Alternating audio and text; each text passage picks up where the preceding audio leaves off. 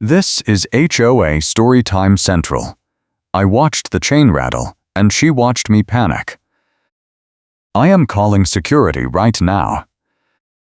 That is what Michelle Harris yelled at me from across the parking lot, holding her phone up like a weapon, her other hand clutching a keyring that jangled so loud I could hear it over the hum of the truck idling behind her. She was standing between me and my car, blocking the lane, and behind her a tow truck was already backing into position. The driver had his window down, waiting for her signal. She turned to him and shouted, "The tow company loves me because I keep them busy."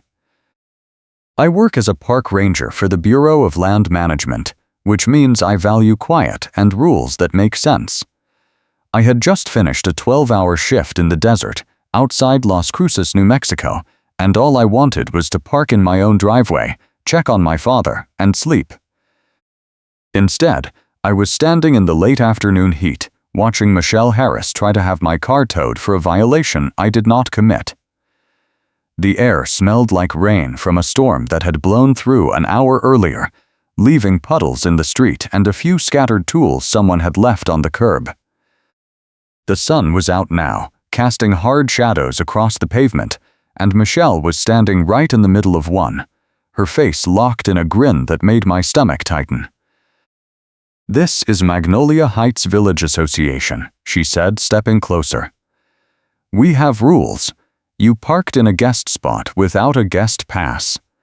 That is a tow on-site violation. I am the finance committee lead, and I am authorized to call vendors." She slammed the handheld stamp onto a clipboard she had tucked under her arm, making a loud thwack that echoed off the clubhouse wall nearby.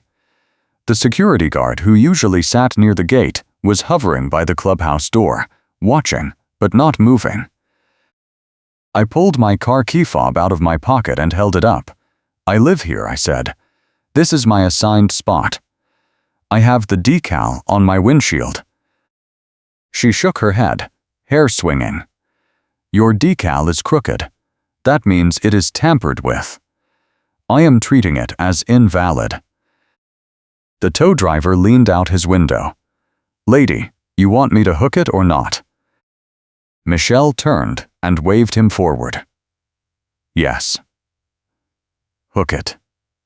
Make an example so everyone learns." I felt my jaw tighten. My father was inside the townhouse, recovering from a bad fall 2 weeks ago, and the stress of him being here was already wearing on both of us. He needed help getting to appointments, and I was the only family he had nearby. If she towed my car, I would have no way to get him to his follow-up visit tomorrow morning. I took a breath and forced my voice to stay level. "You are making a mistake. That decal is valid. I registered this vehicle 3 months ago." She pulled a portable thermal printer from her bag and held it up like it settled everything. "I have the records right here. Your decal was issued, but the system shows you have not paid the guest enforcement fee. That makes your decal void. You will pay the fee, then you will pay the fee about the fee." I stared at her. "What guest enforcement fee?" "I do not have guests. I live alone except for my father, and he is not a guest." She tapped the printer. "The fee is for guest parking oversight. Everyone pays it. If you have not paid, your decal is not active." The tow driver revved his engine. "I need a yes or no, Michelle." She turned back to me, and her smile widened. "Yes." "Tow it." I pulled out my phone and opened the camera app. "I am recording this," I said. "You are towing a legally parked vehicle with a valid decal, and I am going to file a complaint." Michelle stepped closer, blocking my view of the truck. "You are not recording anything. Put that phone away, or I will call the police for harassment." The security guard finally moved, walking toward us with his hands in his pockets. Michelle waved him off. "I have this under control." I kept the phone up. I am not harassing anyone. I am documenting an illegal tow. She reached out like she was going to grab my phone, then thought better of it. Fine. Record all you want. It will not change anything. The board voted to give me enforcement authority, and I am using it. You violated the rules, and now you pay the price. I lowered the phone, but kept it recording. What board vote? When did that happen? She smirked. 2 weeks ago. Emergency session. You would know that if you paid attention to the notices. I did not get a notice about any emergency session, I said, and I check my mail every day. She turned to the tow driver. Hook it now. The driver climbed out of the cab and walked to the back of the truck, pulling a chain off the wheel lift. The sound of metal scraping metal filled the air, and I felt my chest tighten. I kept my phone in my pocket because I was saving one clip for the finale. Michelle crossed her arms and watched as the driver positioned the wheel lift under my rear axle. This is what happens when you ignore the rules, she said. I will make an example out of you so everyone learns. I took a step back and looked at the security guard. Are you going to let this happen? He shrugged. I just work the gate. I do not get involved in board stuff. The driver hooked the chain and started cranking the lift. My car groaned as the rear wheels came off the ground. Michelle pulled out her phone and started recording, holding it up like she was shooting a victory lap. This is going on the neighborhood group chat, she said. Everyone needs to see what happens when you park illegally. I felt a surge of anger, but I forced myself to stay calm. I walked to the clubhouse and pulled open the door, heading straight for the bulletin board where the HOA posted official notices. There was nothing about an emergency board meeting. No minutes, no agenda, no vote. I took a photo of the empty board, then walked back outside. Michelle was still filming. The tow driver had my car halfway up the lift now, and she was narrating the whole thing like a nature documentary. And here, we see a resident who thought the rules did not apply to him. Guess what? They do. And now he is learning the hard way. I held up my phone and showed her the photo of the empty bulletin board. There is no notice about a board meeting. You are lying. She lowered her phone and glared at me. The notice was emailed. I did not get an email, I said. And even if I did, you cannot tow my car based on a vote that was not properly noticed. That is a violation of the bylaws. She stepped closer, her voice dropping to a hiss. You want to talk about bylaws? I will bury you in bylaws. I will fine you for every little thing until you beg me to stop. And when you do, I will fine you again for begging. The driver finished securing the chain and climbed back into the cab. Michelle waved at him. Take it to the impound lot on Valley Drive. I will send the invoice later. I stepped in front of the truck. You are not taking my car. The driver stopped and looked at Michelle. Lady, I am not dealing with this. If he is going to block me, you need to call the cops. Michelle pulled out her phone again. Fine, I will call them right now. I moved out of the way and let the driver pull forward. I was not going to get arrested over this. Instead, I called my own number, the direct line to the ranger station, and left a voicemail explaining I would be late tomorrow because of an HOA issue. Then I called my father and told him I would be home in an hour, maybe 2. He asked if everything was okay, and I lied and said yes. The tow truck pulled out of the parking lot with my car swinging from the lift, and Michelle stood there watching it go, her arms crossed, and her face locked in that same smug grin. When the truck turned the corner, she looked at me and said, "You have 24 hours to pay the tow fee and the impound fee. After that, it is $50 a day storage. And you still owe the guest enforcement fee, which is $250, plus a late fee of $100. So that is $350, plus whatever the tow yard charges. Good luck. She turned and walked toward the clubhouse, her keyring jangling with every step. The security guard followed her inside, and I was left standing in the empty parking lot with puddles reflecting the sky and the distant sound of traffic humming on the main road. I pulled out my phone and started making calls. The first call was to the tow yard. I explained the situation and asked how much it would cost to get my car back. The woman on the phone sounded bored. Tow fee is $200, impound fee is $75, and storage is $50 a day starting tomorrow. You can pick it up any time during business hours, but you need to bring proof of ownership and pay in cash or card. I asked if there was a way to dispute the tow, and she laughed. Talk to whoever called us. We just do what we are told. The second call was to a lawyer I had worked with during a land use dispute last year. He listened to the story, asked a few questions, and then said, "You need to get the board meeting minutes and the quorum log. If Michelle is lying about the vote, you can challenge the tow and possibly get the HOA to pay your fees. But you need proof. Do you have any documentation?" I told him about the empty bulletin board and the lack of an email notice. He said that was a start, but I needed more. Get the minutes from the management company, request them in writing, and if they refuse, file a complaint with the state. HOAs in New Mexico are required to keep records and make them available to homeowners. I thanked him and hung up.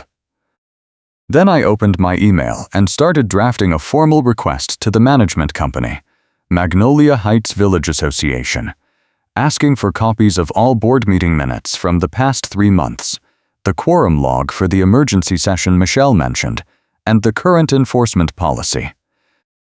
I sent it with a read receipt and a priority flag. By the time I got home, it was almost dark. My father was sitting in the living room with the TV on, and he looked up when I walked in. "Where is the car?" "HOA had it towed," I said. "I will get it back tomorrow." He frowned. "What did you do?"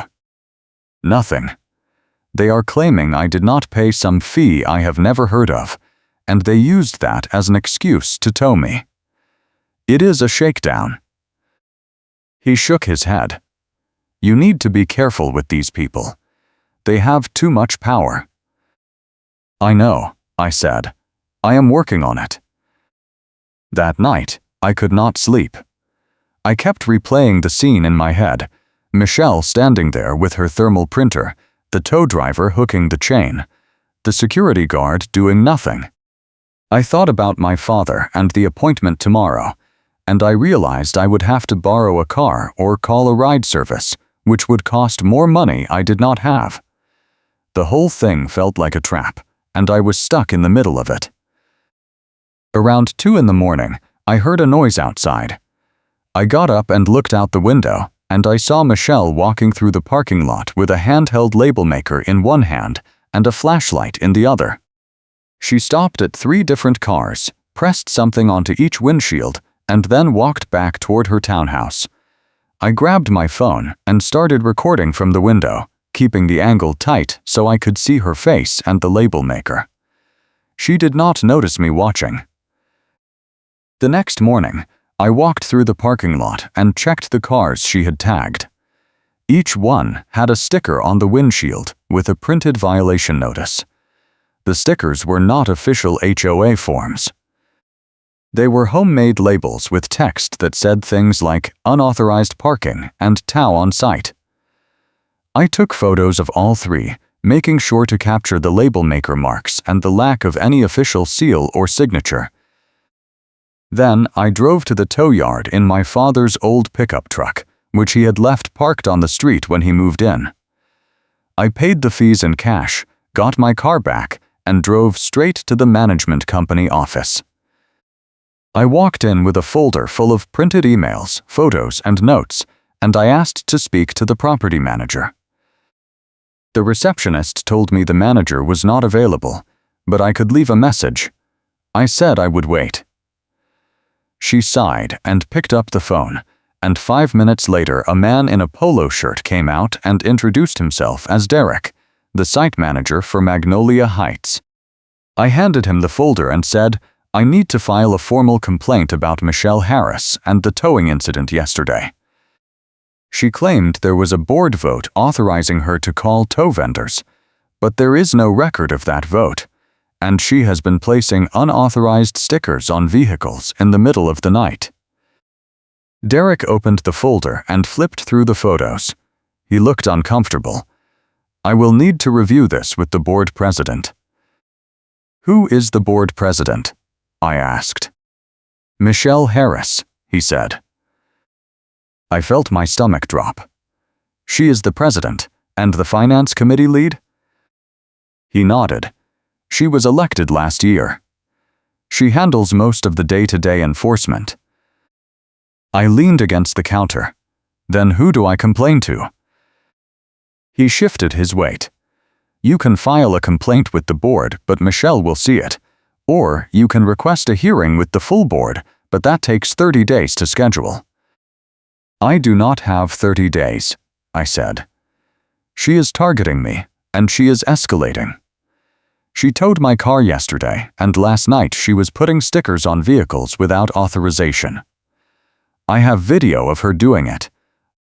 He looked at the folder again. I will pass this along to the board.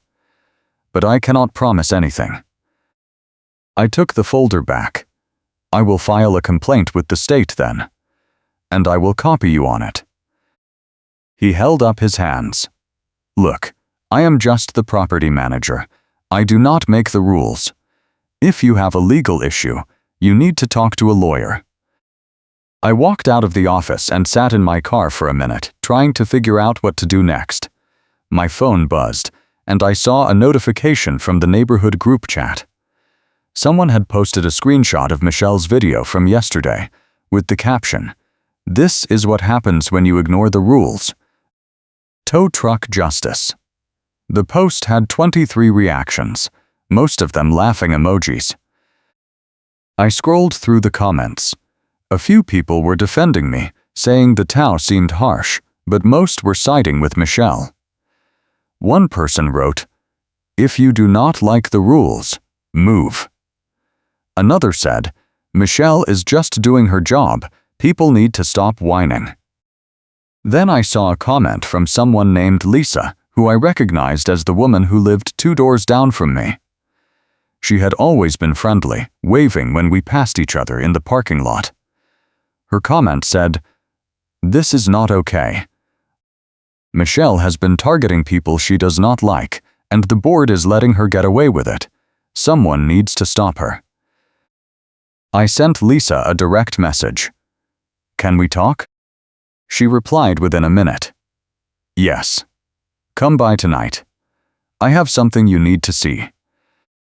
That evening, I walked over to Lisa's townhouse, and she let me in without a word. She led me to her dining room table, where she had a stack of papers spread out. "These are complaints from other residents," she said.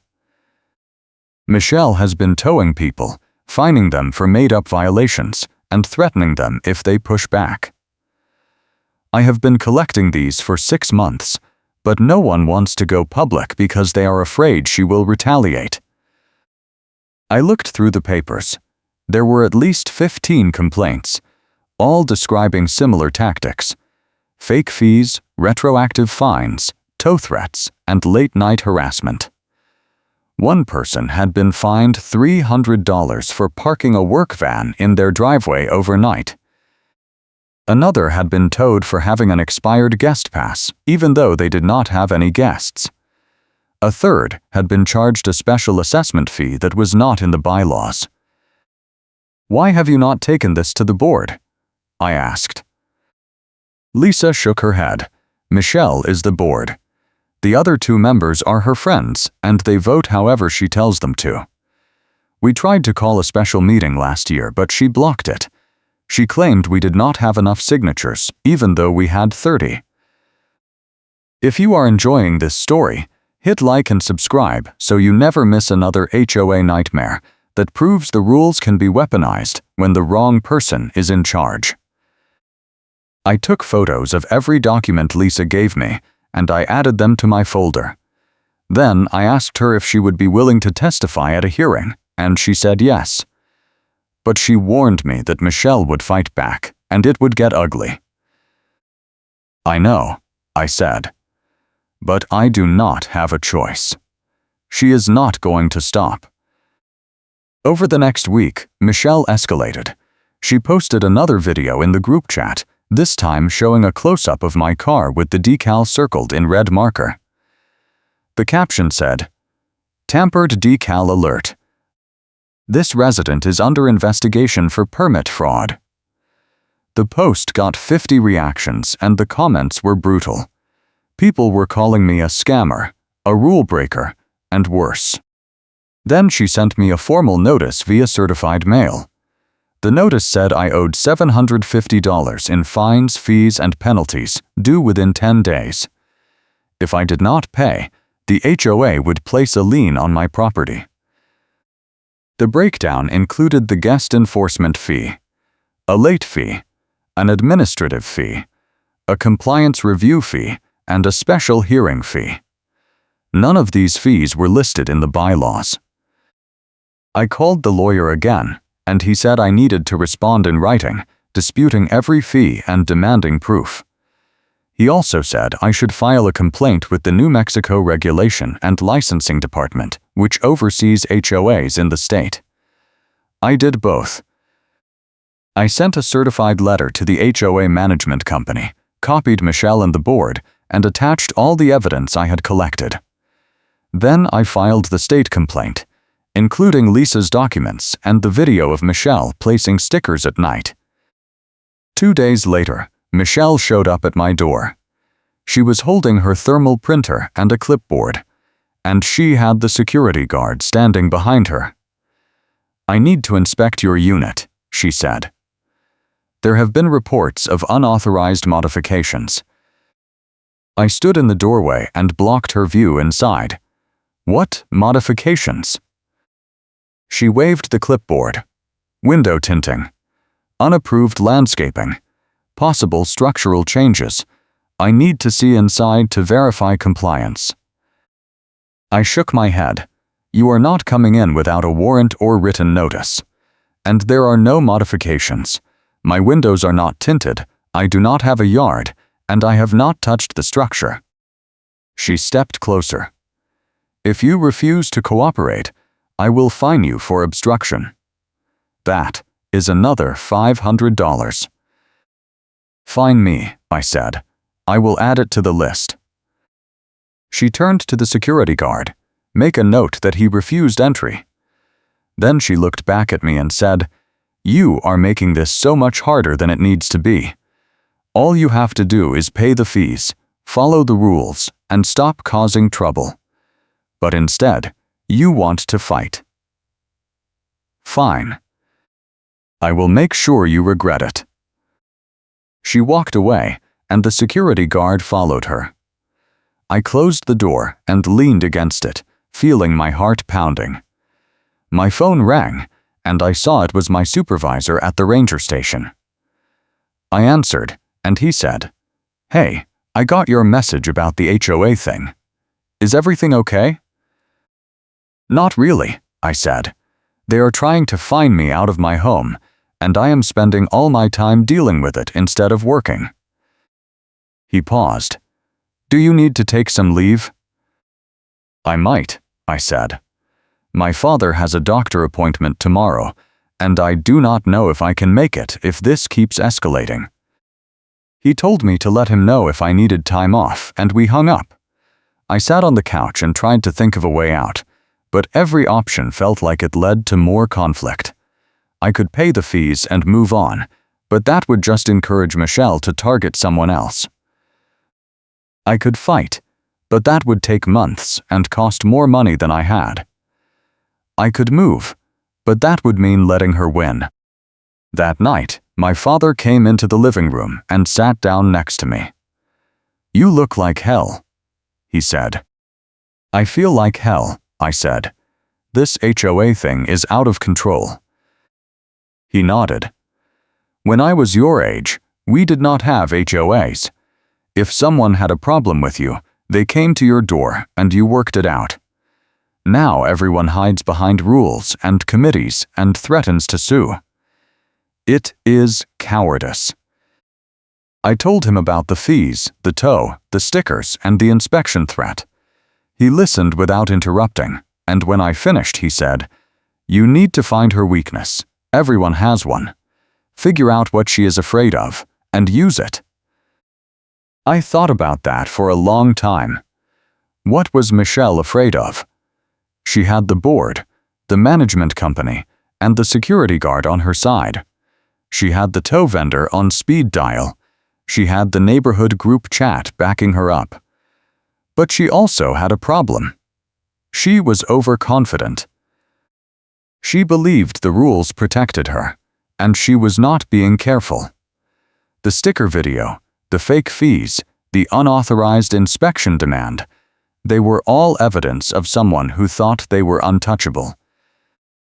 The next day, I went to the county recorder's office and pulled the HOA's corporate filings.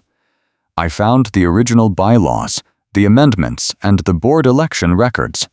And that is when I saw it. The emergency board meeting Michelle claimed had happened 2 weeks ago. There was no record of it. The last recorded meeting was 3 months ago, and the quorum log showed only one board member present. Under the bylaws, you needed at least 2 members for a quorum and 3 for a valid vote. Michelle's so-called vote was fake. I made copies of everything and added them to my folder. Then I called the lawyer and told him what I had found. He said, "That is your trump card. If she authorized the tow based on a non-existent vote, she acted outside her authority. The HOA could be liable for the tow fees, and Michelle could be removed from the board for falsifying records." I asked him what I should do next, and he said, "File a for an emergency hearing with the district court. Attach the evidence and request an injunction to stop the HOA from collecting any fees or taking any enforcement action until the hearing. If the judge agrees, you will have leverage to force a settlement." I filed the paperwork that afternoon. The hearing was scheduled for the following week, and I sent copies to Michelle, the management company, and the other board members. Then, I waited. 2 days before the hearing, Michelle tried one more escalation. I came home from work and found a tow truck idling in front of my townhouse, the driver sitting in the cab with the door open. Michelle was standing next to him, holding her phone and filming. When she saw me, she smiled. "This is round 2, she said. "Your car is parked in a fire lane, and I am towing it again." I looked at the curb. There was no red paint, no fire lane sign, no marking of any kind. "This is not a fire lane," I said. She held up her phone. "Yes, it is. The board voted to designate this area as a fire lane last week." "You did not get the notice?" I pulled out my phone and opened the city planning website. I searched for fire lane designations in Magnolia Heights, and there were none. I showed her the screen. "The city says there is no fire lane here. You cannot designate a fire lane without city approval." She shrugged. "We do not need city approval. This is private property." I called the fire marshal, right there in front of her. I explained the situation, and he said he would send someone out within the hour. Michelle tried to tell me to hang up, but I ignored her. When I finished the call, I said, "The fire marshal is coming to inspect. If this is a fake fire lane, you are going to have a problem." She turned to the tow driver. "Hook it now." The driver shook his head. "Lady, if the fire marshal is coming, I am not touching that car. I do not want to get fined." Michelle glared at him. I am paying you to do a job. Not if it is illegal, he said. He climbed back into the cab and drove away. Michelle stood there for a minute, her face red, her hands shaking. Then she turned to me and said, "You think you are so smart, but you have no idea what you just started. I will make sure you never feel safe here again." I looked her in the eye and said, "I request an emergency hearing and present the evidence in the courthouse hallway at the last second. You tried to flex authority, and the policy says you cannot. You are done." She stepped back, her expression shifting from anger to confusion. "What are you talking about?" "You will find out at the hearing," I said. The fire marshal arrived 20 minutes later. He inspected the curb, checked the city records, and confirmed there was no approved fire lane. He also told Michelle that falsely designating a fire lane was a code violation, and he would be filing a report with the city. She tried to argue, but he cut her off and said, "Ma'am, you do not have the authority to create fire lanes. Only the city does. If you keep doing this, I will forward this to code enforcement, and they will fine the HOA." Michelle walked away without another word, and I stood there watching her go. The security guard, who had been hovering near the clubhouse door the whole time, finally came over and said, "For what it is worth, I think she is out of control." A lot of people do.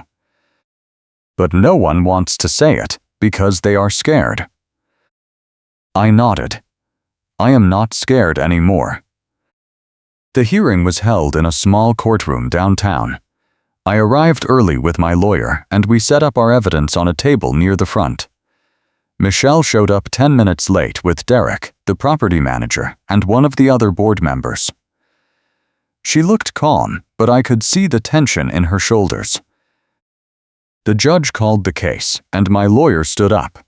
He explained the situation, showed the evidence of the fake vote, the unauthorized tow, the fake fees, and the fire lane scam. Then he played the video of Michelle placing stickers on cars at night. When he finished, the judge looked at Michelle and said, "Do you have a response?" She stood up and held up her phone. "Your Honor, I have a screenshot of the board vote. It shows all 3 members approved the enforcement policy." The judge said, "Can you provide the original minutes?" Michelle hesitated. "I do not have them with me." My lawyer stood up again. "Your Honor, we have the quorum log from the county recorder. The last recorded meeting had only 1 board member present, which is not enough for a quorum. The vote Miss Harris is referencing never happened." The judge looked at Michelle. "Is that true?" She opened her mouth, then closed it. She glanced at Derek, who shook his head. Finally, she said, "I may have made a mistake about the date." The judge leaned back in his chair. "Miss Harris, falsifying board minutes is a serious issue. If you authorized a tow based on a vote that did not happen, you acted outside your authority, and the HOA is liable for the damages. I am granting the injunction. The HOA is prohibited from collecting any fees or taking any enforcement action against the plaintiff until this case is resolved. And I am ordering the HOA to reimburse the plaintiff for all tow fees, impound fees, and legal costs. Do you understand?" Michelle did not answer. The other board member stood up and said, "Your Honor, we were not aware Miss Harris was acting without proper authorization. The board will address this internally." The judge nodded. "See that you do." This case is continued for 60 days. I expect a full report on what actions the board has taken to prevent this from happening again. We walked out of the courtroom, and I saw Lisa waiting in the hallway.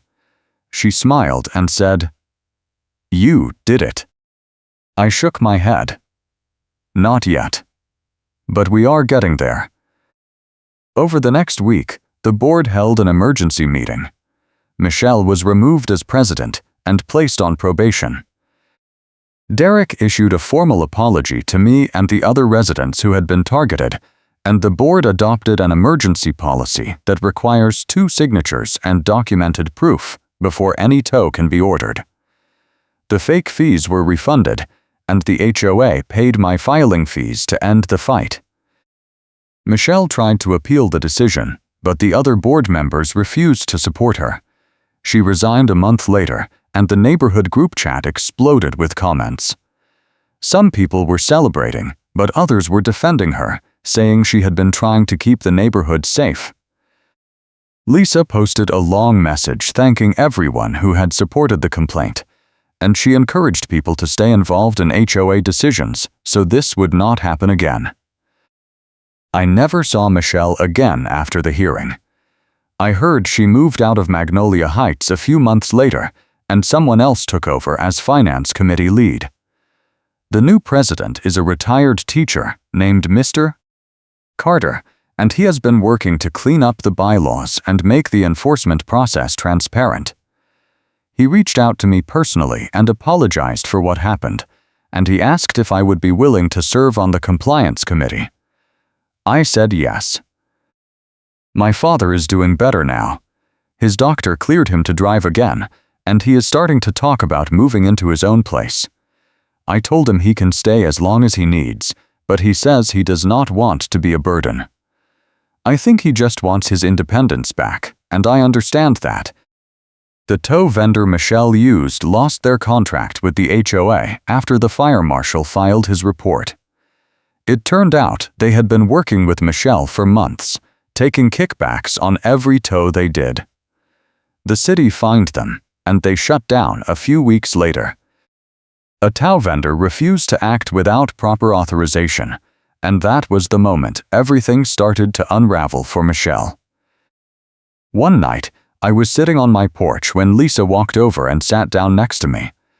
She handed me a folder and said, "I thought you should have this. It is all the complaints we collected, plus some new ones that came in after the hearing. There are a lot of people who want to say thank you, but they do not know how." I opened the folder and flipped through the pages. There were letters, emails, and handwritten notes from residents who had been afraid to speak up. One person wrote, "You gave us our voices back." Another said, "I thought I was alone, but you showed me I was not." I looked at Lisa and said, "We did this together." She smiled. "Yeah. But you started it." That night, I thought about everything that had happened: the tow, the fees, the stickers, the hearing. It had been exhausting, and there were moments when I thought about giving up. But I kept going because I knew Michelle was counting on people being too scared or too tired to fight back. And when I finally stood up to her, I realized she was not as powerful as she wanted everyone to believe. She was just a person who had weaponized the rules, and when those rules were applied evenly, she had no defense. The neighborhood is quieter now. People still complain about parking and landscaping and noise. But there is a process, and it is fair. The board meetings are recorded and posted online, and residents are encouraged to attend. The bylaws are being rewritten to close the loopholes Michelle exploited, and there is talk of adding term limits to prevent anyone from holding too much power for too long. I still see the security guard sometimes. He waves when he sees me, and he always says, "Glad things worked out." I think he feels guilty for not stepping in sooner, but I do not hold it against him. He was just doing his job, and he was stuck in the middle of something he did not sign up for. A few months after the hearing, I got a call from the state regulatory board. They said they had reviewed my complaint and found multiple violations by the HOA. Michelle was fined personally for falsifying records, and the management company was put on probation. The investigator told me that my case had opened up a larger investigation into HOA abuses across the state, and they were working on new regulations to protect homeowners. I never wanted to be the person who fought the HOA. I just wanted to park my car, take care of my father, and do my job. But when Michelle decided to make an example out of me, she picked the wrong person, and when I finally pushed back, I did not do it alone. I had Lisa, the lawyer, the fire marshal, the judge, and a whole neighborhood of people who were tired of being bullied. Looking back, I think the thing that scared Michelle the most was not the evidence or the hearing or the investigation. It was the moment when people stopped being afraid of her. When the tow driver refused to hook my car without proper authorization. When the board members voted to remove her. When the neighborhood group chat turned against her. That was when she realized the rules she had weaponized could be used against her, and she had no one left to protect her. One night, about 6 months after the hearing, I was walking through the parking lot and I saw a car with a crooked decal. For a second, I thought about reporting it, and then I laughed at myself. That is not who I am. I went over and knocked on the door, and when the owner answered, I told them their decal was crooked and they should fix it before someone noticed. They thanked me and said they would take care of it. That is how it should work. People helping people, not people threatening people. I still live in Magnolia Heights. I still work as a park ranger, and I still value quiet and rules that make sense. But I also know now that rules are only as good as the people who enforce them, and when those people lose sight of fairness, the rules become weapons. Michelle taught me that. And when I finally stood up to her, I learned that the best way to fight a bully is not to match their cruelty, but to shine a light on it and let everyone see it for what it is. I am glad you made it to the end.